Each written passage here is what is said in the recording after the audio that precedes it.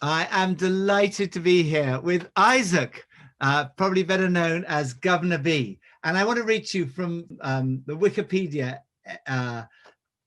entry for Guvna B. Isaac, better known as Guvna B, is a double MOBO award-winning rapper. MOBO stands for Music of Black Origin. And author from Custom House London. His album Hands Are Made for Working has been streamed over 5 million times and debuted at #2 in the UK hip hop rap album charts. His debut book, Unpopular Culture, became an Amazon bestseller. His breakthrough album, Secret World, was the first rap album to top the official Christian and gospel album charts. Guvna B is widely considered an influential and important voice within grime and British hip hop because of his inspiring, uplifting lyricism and his views on youth culture. And for those who don't know, just say a little bit about your life, your parents, your upbringing, just everything about you. Yeah, sure. So my parents are from Ghana and they came over to England in their early 20s and had me and my younger brother, who's 6 years younger than me. We grew up on a council estate in East London, an area called Custom House. And I guess because I'm a first generation Brit, there was a lot of nice pressure on me to not waste the kind of effort that my parents had put into getting us here and bringing us up. And so I went through the education system, went to university, graduated.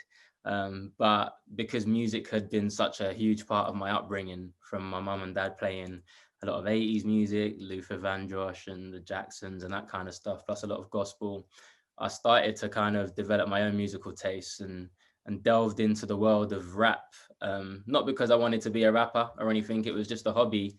But my youth leader at the church I grew up in challenged me to put on a concert for my youth group. And there was about 80 people in the youth group at the time.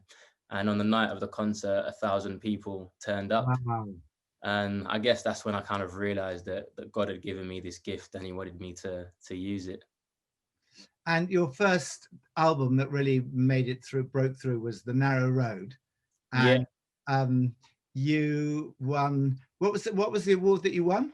So I won Best Gospel Act at the MOBO Awards in 2010 for that first album. As I said, I didn't take music seriously. It was just a hobby. So to be nominated for an award like that and to win it, bearing in mind that I'd grown up watching that award ceremony on TV and seen people like Beyonce and Jay-Z and Destiny's Child, that kind of stuff, it felt incredibly humbling to be there. And it's one of those moments you kind of look around and you're like, God, how did I get here? There's no other explanation other than you. So yeah, it was a whirlwind.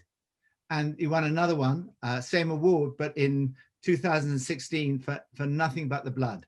And let's just take a look at this award ceremony. Yeah, thank you very much. I won my last MOBO like 6 years ago, and in that time I've learned a lot. After that, I just realized that once you win one, you're kind of like man in a moment and everyone loves you and that kind of stuff. But if you go like a couple of years without substantial success, people start to like, oh, big up Mumsy, man, well done. Yeah, man. If you go like a couple of years without substantial success, people start to kind of forget about you and not really care. And it made me realize that the industry that we're in is very fickle, right? Very, very fickle, man. So the most important thing I learned is to look at the people that have been there in your greatest moments and in your not so great moments as well, right? God has been there for me. I felt his presence every single step of the way. So I love God. Thank you to my mum, my dad, my little brother, they've been there. And talk about the lyrics of that song, because they're really powerful. What was the message that, because somebody listening to this may not be familiar with just the heart behind those words and what you were the message you were trying to convey? And I just rapped some personal verses to represent the fact that, you know, before I became a Christian, my life was filled with me chasing all these things that I thought would bring me satisfaction, and they didn't. And I made a lot of mistakes, but through Jesus and what he did on the cross, he was able to forgive me and give me a new lease of life. And I just wanted to represent that through the lyrics on that song. Well, let's hear a little bit more from that song right now. What can wash away my sin?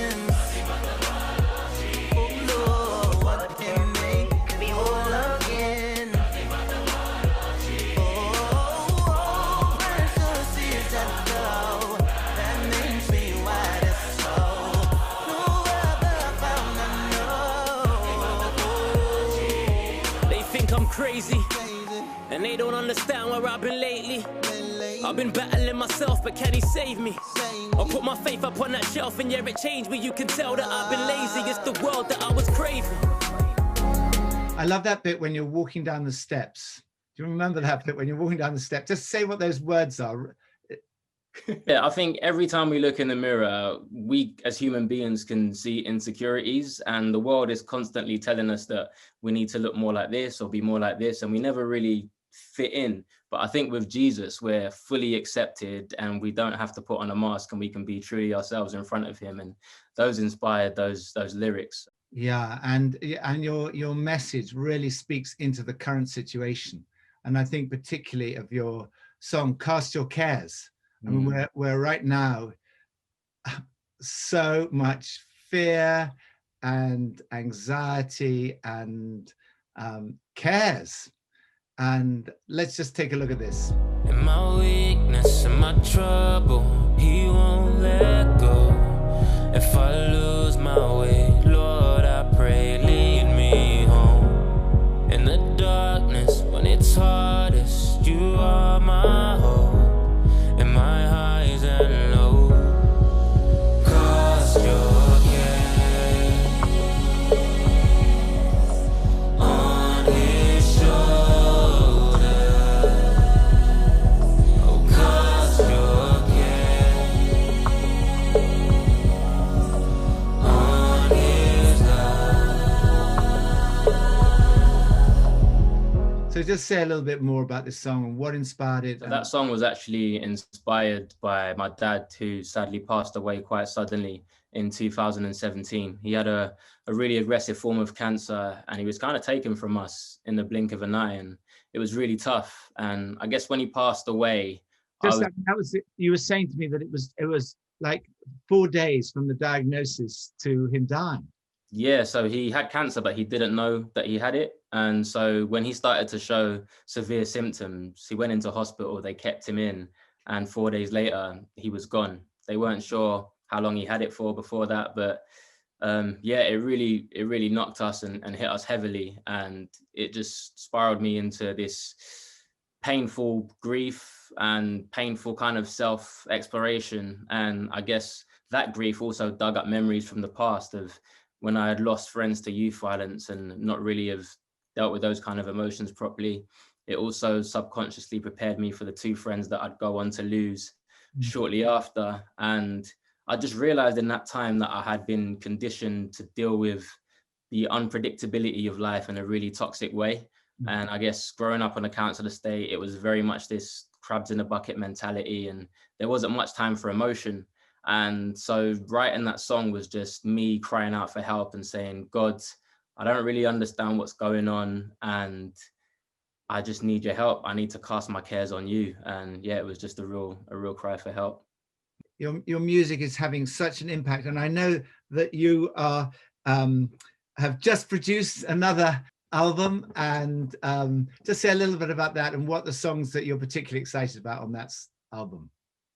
So the album's called Everywhere and Nowhere, came out in April at the start of lockdown, pretty much the start of lockdown, but I actually feel like the timing was just right because it's an album that's filled with hope. One of the things that really encouraged me after I lost my dad was I was kind of clearing out some of these things about a month after, and I came across this letter from hospital, and I realized that 20 years ago to the day, he had open heart surgery. And my mum had to sign this form saying, look, this is a really dangerous surgery. He might pass away, etc. But he lived. And just like Hezekiah, God extended his life. And I thought, you know what, even though I'm really, really sad about him going, I need to see that actually in another scenario, God gave him another 20 years and he was able to see a lot more. And so that filled me with a lot of hope that God's always in control. And the album was heavily inspired by stories of hope like that. I remember sitting on my sofa, tears running down my cheeks, thinking, is it really over? I couldn't really leave my house for a few weeks. I felt vulnerable and anxious and fearful of the future and my lack of understanding. But it's funny, cause even when I felt I was alone, I knew you were on the throne. You still spoke to me in whispers. Help me in this time of need, I really need your wisdom. And I'll listen even when I felt like you were distant. It's like, oh no, never let go through the